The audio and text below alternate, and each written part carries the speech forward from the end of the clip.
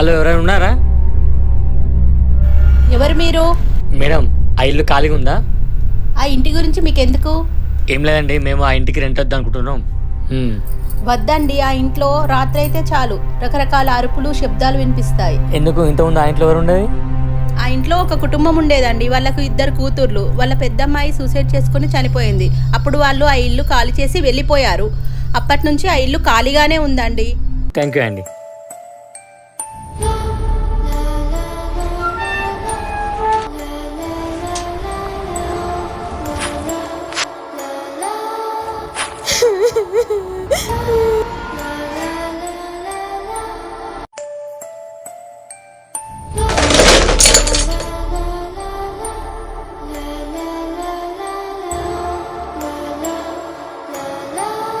అనువా,